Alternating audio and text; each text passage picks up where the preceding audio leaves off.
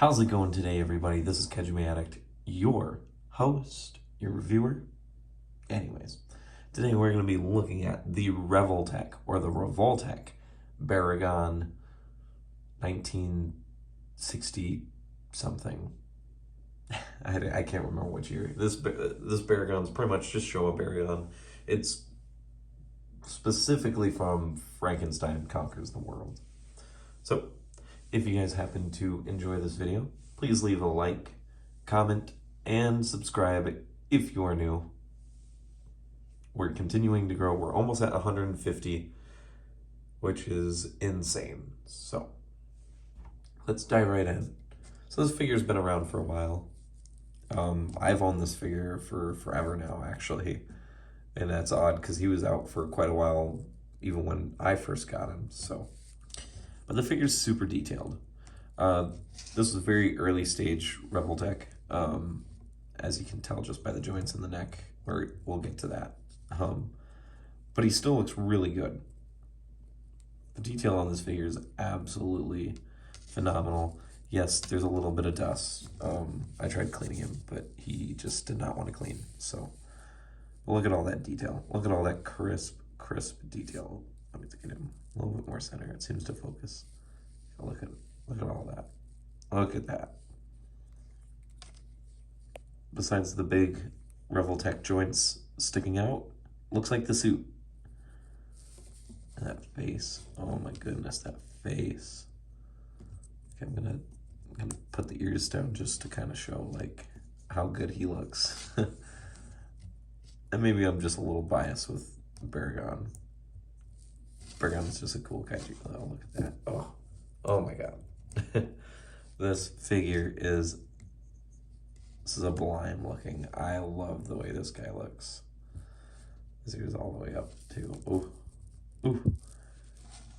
Oh, I love Baragon. Okay, so the accessories this guy comes with, since we're gonna just not sit here and fawn over this figure. The accessories he comes with, besides the coin, the nameplate, and the coin box, his actual accessories are pretty simple. Comes with this nice little house. It's got a good amount of damage detail on it, because this is where he's putting his paw down. It's got a peg hole in the front for the other small accessory, the horse that he eats in the film. I'm almost 100% sure on that. Let's try to bring it up real close. Let's see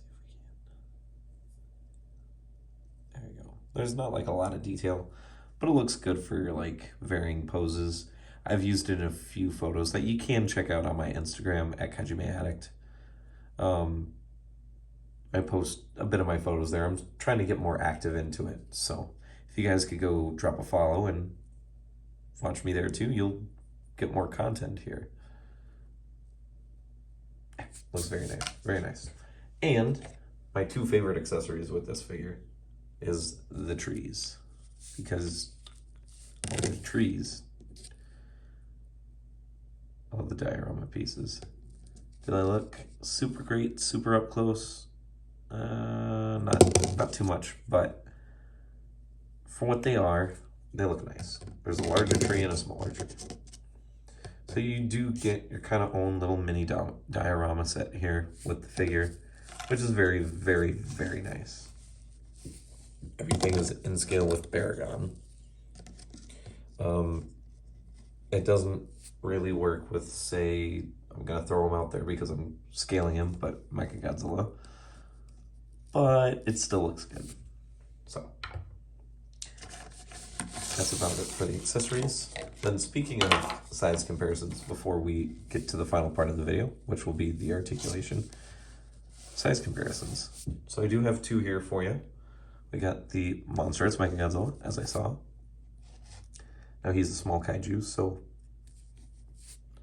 he's gonna be probably about right here. Not much bigger. That still looks good. And we also have the SH Monster Arts 54. which that looks really good. Could maybe make a, I don't know, it'd be kind of a cool fight. Cool battle. I like it. All right. So he's a small figure, but he's supposed to be small, so it kind of works. He looks a little small compared to the regular size figures, but I don't know. I kind of like him being the small little, almost dog character. So the articulation. Well, he's got quite a bit, but it's pretty, I'm going to be honest, it's dated. So as I showed, the ears go back. As far back they go. Looks pretty good. They look kind of better when you gotta come flared out a little bit. The mouth closes and opens. Now the head.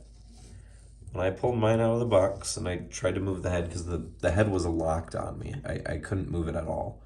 It kind of, I want to say broke, but it did what old Revoltech does.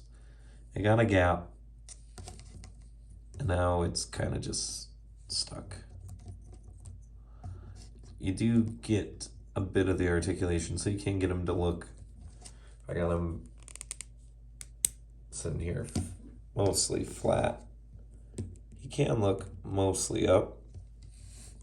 He can look really far down, but the only angle you can really do that is right there. Otherwise, he's missing a chunk of his neck. His head does not turn at all. At least mine doesn't, because it's stuck. If it was not crooked or whatever the problem is, it would be able to turn. Now, he does have an articulation point in the neck here, where you lift it up, his neck gets longer, so he can be up. And this is how you know the figure's messed up, because there's a little gap there in the back for where the horn is supposed to sit. It is not supposed to sit up like this. It is supposed to be flush with the neck. But it still looks up. Now, why would Baragon look up? Well, it's because he can be on all fours. You can have him crawling. Looks good. He's done with that with pretty good articulation. The shoulders are super, super limited. I mean, this arm, that's about all you can do with it. Doesn't really go up, just goes side to side. The elbow's nice at least.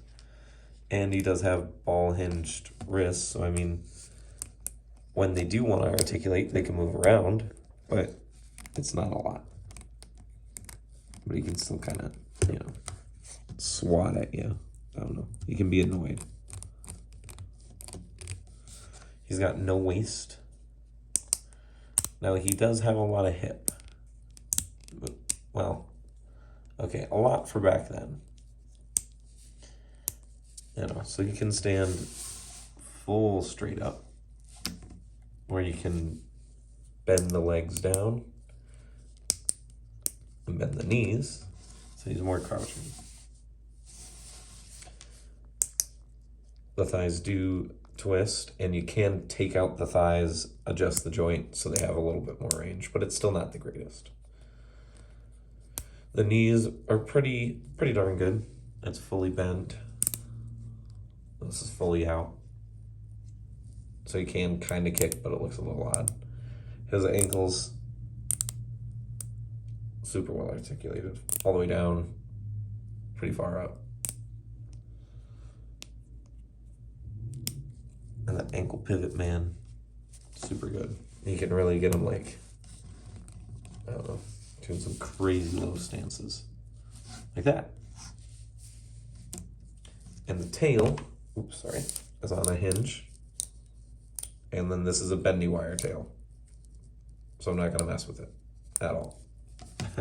I don't mess with bendy wire tails. They're scary. But that's about it, really. It's a very interesting figure. It is 100% dated. you can just kind of tell how old it is. I almost like having his neck all the way up like that. It looks a little wonky, but gives him some height, I guess, and hides that ugly neck joint. So, but he's a pretty good figure. I'm gonna guess this figure's pretty sought after and rare nowadays because I see Gigan and Anguirus go for almost, well, more than some of the monster arts. Some of them, not all. But if you guys are looking for this figure, just look at your regular your stops like Mandarake, Yahoo Japan, eBay. You might be able to find a good deal, maybe, if you're lucky. But that's all I'm going to really say about this figure. This figure is going to get a 6 out of 10. If mine didn't have a defect and, well, to put a date on it, I think this came out even before the Monster Arts line did. You know, that's how old it is. If this figure got a modern release, it'd be better. Upgrade it, get some new joints in it, fix some of the issues, the frailty. This figure would be top notch, 100%. But when this is the head, it's just not, you know, for me at least, my figure. This isn't all of them, but it's a lot of them, I think. So, that's about it. Hopefully you guys enjoyed this video. I enjoy making them, and hope you guys are excited. My 4 new Movie Monster Series release figures will be out shortly. I'm supposed to get them at the end of the week. That is Gorosaurus, 91 Godzilla, Gamera 99, and Iris. So be on the lookout for that. Anyways, peace, rock on, stay safe guys, and I'll see you in the next video.